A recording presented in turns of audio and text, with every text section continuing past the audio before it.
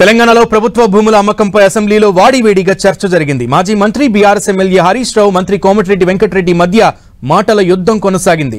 ఆనాడు తమ ప్రభుత్వ హయాంలో ప్రభుత్వ భూములను అమ్మితే తప్పుబట్టిన కాంగ్రెస్ నేతలు ఇప్పుడు రాష్ట్రంలో దాదాపు 50,000 ఎకరాల ప్రభుత్వ భూములను అమ్మకానికి పెట్టారని ఎద్దేవా చేశారు హరీష్ రావు. అయితే హరీష్ కామెంట్లపై మండిపడిన మంత్రి కోమటిరెడ్డి వెంకటరెడ్డి ఆనాడు ఔటర్ రింగ్ రోడ్ను అమ్మకానికి పెట్టిన ఘన చరిత్ర బీఆర్ఎస్ దేనని కౌంటర్ ఇచ్చారు.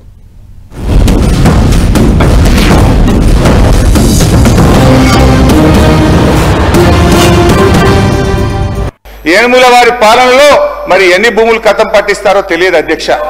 ఎందుకంటే అధ్యక్ష, గచ్చిబౌలిలో 400 ఎకరాలను వేలం చేయడం ద్వారా 30,000 కోట్లు రాబట్టాలని నిర్ణయించారు.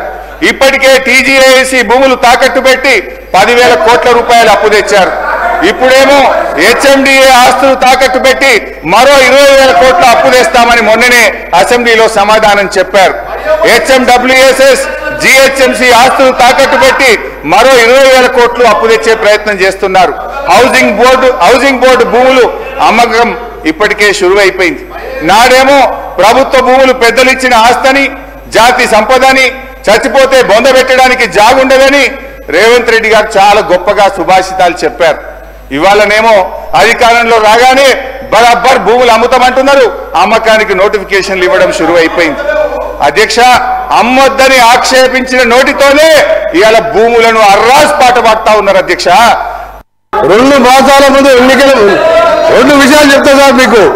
మన తెలంగాణ సభ్య సమాజం తలదించుకునే విధంగా ఔటర్ రింగ్ రోడ్డుని కమిషన్ కక్కుర్తు పడి 7,300 కోట్లకు రోడ్డు రంపిన ఘన చరిత్ర ఈయన సార్ వీళ్ళది.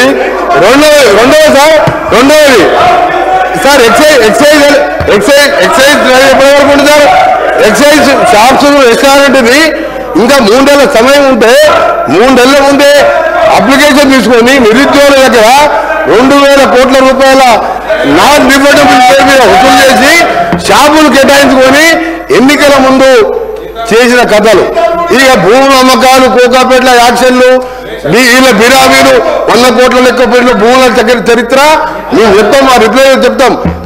హరీష్ రావు గారు దేశంలో, రాష్ట్రంలో, మన దేశంలో కాదు ప్రపంచంలో ఎక్కడ కూడా మీ కట్టే రోడ్డు విలువ అధ్యక్ష, ఆ కన్స్ట్రక్షన్ కాస్తే 6,500 కోట్లు. రోడ్డు ల్యాండ్ ఎక్విజిషన్ కలిపి కదా ఆ రోడ్డు విలువ 1,00,000 కోట్ల పైన ఉంటుంది అధ్యక్ష. రోడ్డు నమ్ముకుంటారు అధ్యక్ష. ఎవరైనా ఈయన భూముల అమ్మకాల గురించి మాట్లాడుతున్నాడు. హరీష్ రావు గారు భూముల అమ్మకాలు మాట్లాడుతారు. హరీష్ రావు గారు మొత్తం తెలియదు అధ్యక్ష. హరీష్ రావు ముందు పెట్టి మాట్లాడిపిస్తారు, వెనక నడిపించే 2-3 ఉన్నారు. హరీష్ రావు మొత్తం తెలియదు.